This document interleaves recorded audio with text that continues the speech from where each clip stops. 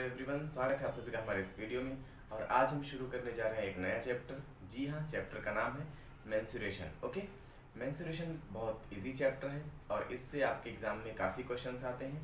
Okay, तो सबसे पहले हम इसके कुछ आर्टिकल्स पढ़ेंगे और जानने की कोशिश करेंगे कि मेंसुरेशन होता क्या है। ओके, मेंसुरेशन बेसिकली एक मैथमेटिक्स का ब्रांच है जो 2D और 3D ऑब्जेक्ट्स को डील करता है। ओके, जैसे आप कहीं भी खेत में जाओगे तो खेत में देखो वहाँ पे एक कोई रेक्टेंगुलर शेप का खेत है, ठीक है। तो रेक्टेंगुलर शेप का जो खेत है उसमें एक लेंथ रहेगा और एक ब्रेथ रहेगा, है ना। मतलब यहाँ पर दो ही डायमेंशंस है, एक है लेंथ और एक है ब्रेथ। ओके, तो ऐसे में हम ऐसे चीज़ों को 2D ऑब्जेक्ट्स बोलते हैं। ऐसी चीज़ें जिसमें सिर्फ दो ही डायमेंशन हो, जैसे लेंथ और ब्रेथ। ओके, तो उसको हम 2D ऑब्जेक्ट्स बोलते हैं। ओके, या 2D शेप्स बोलते हैं। और अगर उसी पे एक घर बना दिया जाए, है ना, तो घर बनाने में आप क्या करोगे, वॉल्स खड़े करोगे और वॉल्स क्या होगा, हाइट हो जाएगा, है ना। तो एक और डायमेंशन आ गया उसमें हाइट का, तो लेंथ ब्रेथ के साथ साथ एक और डायमेंशन उसमें ऐड हो गया विच इज हाइट। तो यहाँ पर 3 डायमेंशन हो गया, है ना। तो ऐसे ऑब्जेक्ट्स को 3 डायमेंशनल ऑब्जेक्ट्स बोलते हैं। अब एक लाइव एग्जांपल लेते हैं हम लोग। लोगों में हर किसी ने लगभग फ़ोन अनबॉक्स किया होगा, है ना, या कुछ भी ऑनलाइन मंगवाते हैं तो उसको उसकी अनबॉक्सिंग करते हैं। तो वो किसी एक बॉक्स में आता है ना। और जो बॉक्स होता है उसमें लेंथ भी होता है, ब्रेथ भी होता है और हाइट भी होती है ना। तो ऐसे ऑब्जेक्ट्स को हम बोलते हैं 3D ऑब्जेक्ट्स। ओके, जिसमें 3 डायमेंशन होते हैं उसको 3 डायमेंशनल ऑब्जेक्ट्स बोलते हैं। D stands for dimensional. Okay, तो यहाँ पर हमने कुछ 3 डायमेंशनल ऑब्जेक्ट्स लिख रखे हैं और उनके फॉर्मूले लिख रखे हैं। तो चलिए वन बाय वन डिस्कस करते हैं। पहला है क्यूबॉइड। ओके, ये क्यूबॉइड जो हमारा है वो बिल्कुल वही एनालॉगस टू द बॉक्स, जो हमने बॉक्स का एग्जांपल लिया, कुछ इसी टाइप का हमारा बॉक्स होता है। ओके, जिसमें लेंथ भी है, ब्रेथ भी है और हाइट भी है, ठीक। इसका लेटरल सरफेस एरिया का फॉर्मूला होता है 2h into L plus B. 2h मतलब height, h stands for height, l for length and b for breadth. Okay, तो lateral surface area equals to 2h into L plus B.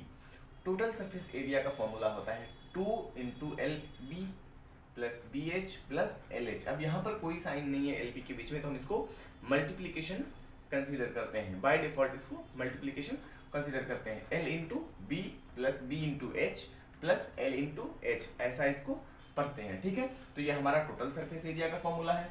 और volume का formula होता है L into B into H. Okay, length into breadth into height, ठीक। अब एक चीज देखो, यहाँ पर लेटरल सरफेस एरिया है और एक टोटल सरफेस एरिया है, तो इन दोनों में डिफरेंस क्या होता है वो समझने की कोशिश करते हैं, ठीक।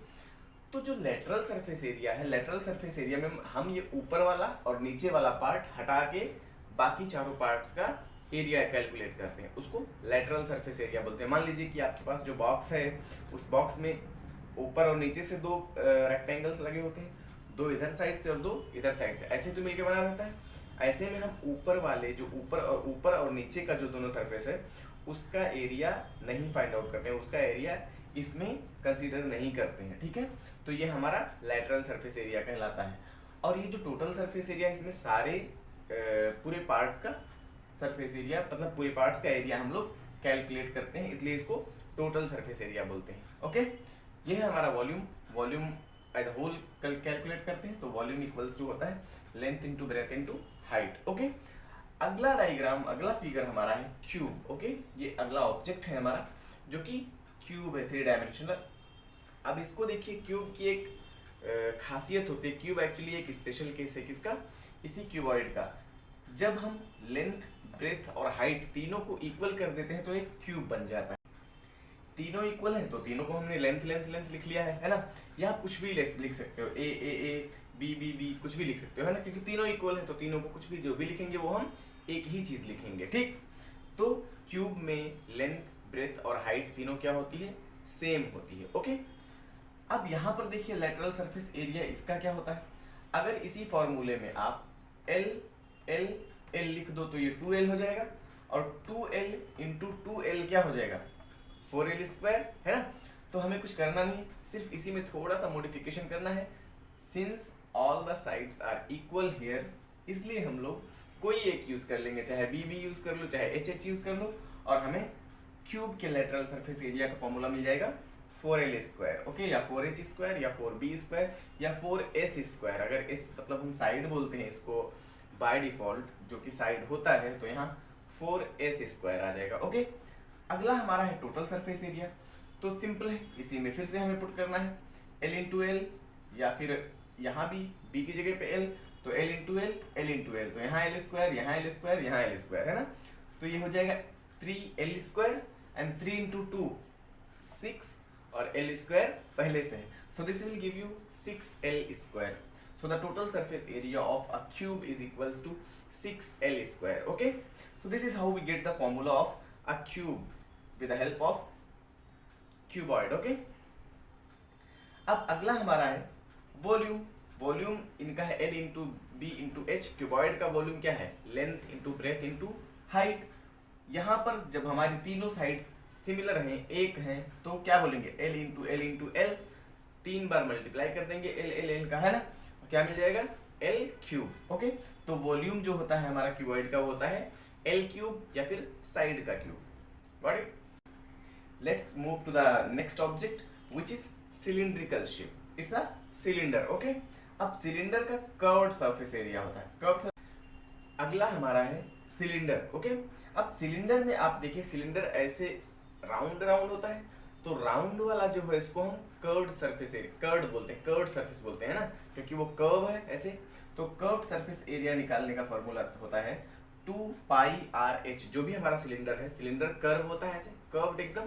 तो जो कर्व्ड है, कर्व्ड वाला सरफेस एरिया का फॉर्मूला होता है 2πRh। मतलब उसमें ऊपर और नीचे वाले पार्ट का एरिया इंक्लूड नहीं करते हैं, ठीक है। जैसा कि आप लोग डायग्राम में देख सकते हैं, ये जो है ये हाइट है सिलेंडर की, ये रेडियस है सिलेंडर की, है ना। तो πRh, यहाँ पर r रेडियस है और h क्या है? हाइट है सिलेंडर की, ओके। अब ये जो कर्व्ड सरफेस एरिया हमें मिल रहा है ऐसे, ये एक्चुअली बोर्ड पे 3D objects banana is a quite difficult task, तो यहाँ पर मैंने एनी हाउ बनाया है, ठीक है। तो इसको विजुअलाइज कीजिए कि एक सिलेंडर है और सिलेंडर के चारों तरफ से जो कर्व्ड सरफेस होता है उसका एरिया जो होता है 2πRh होता है, ओके। अब नीचे सर्कुलर पार्ट है, ऊपर भी सर्कुलर पार्ट है ना। तो ये दो सर्कुलर पार्ट्स को हम छोड़ देते हैं, ठीक। ऐसे में जब हमें टोटल सरफेस एरिया निकालना होता है तो इन दोनों सर्कुलर पार्ट्स को भी इंक्लूड कर लेते हैं, और इसका फॉर्मूला होता है, टोटल सरफेस एरिया का फॉर्मूला होता है 2πr×r+h, ओके। इसका प्रूफ और इस फॉर्मूले का भी प्रूफ मैंने एक वीडियो बनाया है, वो आप देख सकते हैं, उसका लिंक मैंने इस वीडियो में नीचे साइड कर दिया है, आप जाके इसका प्रूफ देख सकते हैं ये कैसे होगा, ओके। अगला है हमारा volume, how to find out the volume of a cylinder, okay. So volume का फॉर्मूला होता है πr²h, pi having 22/7 as our absolute value, और यहाँ पर r²×h, r मतलब रेडियस और h का मतलब हाइट, ओके।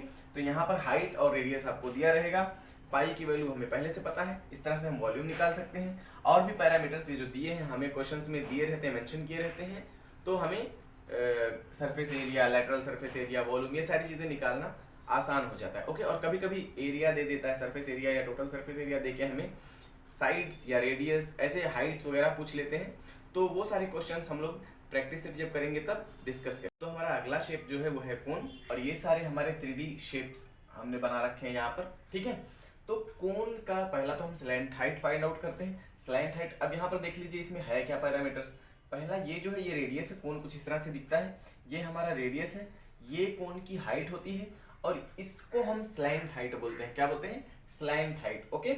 इसको हम कोन का स्लैंट हाइट बोलते हैं, ओके। तो स्लैंट हाइट का फॉर्मूला होता है, इस हाइट को फाइंड आउट करने के लिए हम L = यूज करते हैं √h² + r², मतलब ये हाइट का स्क्वायर प्लस r का स्क्वायर।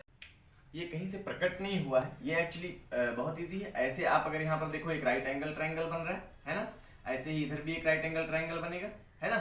तो ये आप हमने सिर्फ सिंपली इसमें ये r है, ये हाइट है, ये इस ट्रायंगल का बेस हो जाएगा, ये हाइट हो जाएगा। यहाँ पर हमने क्या अप्लाई किया है? पाइथागोरस थ्योरम अप्लाई कर दिया, ठीक है। तो ये पाइथागोरस थ्योरम से आता है स्लैंट हाइट का फॉर्मूला। यहाँ पर स्लैंट हाइट के लिए आप लोग यूज करोगे √h² + r², ओके। अगला फॉर्मूला है कर्व्ड सरफेस एरिया। अब कोन का कर्व्ड सरफेस एरिया, कोन भी ऐसे कैसे रहता है? ऐसा थोड़ी जैसा हम यहाँ देख रहे हैं, ये हमारा एक विजुअलाइजेशन है बोर्ड पे, इसको हम बना नहीं पाते। आप लोगों ने कोन आइसक्रीम खाया, कैसे होता है? चारों तरफ से ऐसा हल्का कर्व्ड होता है, तो ये कर्व्ड सरफेस एरिया हम लोग निकालेंगे। कर्व्ड सरफेस एरिया होता है pi R L. Okay, curved surface area जो होता है कौन का क्या होता है, पाई आर एल।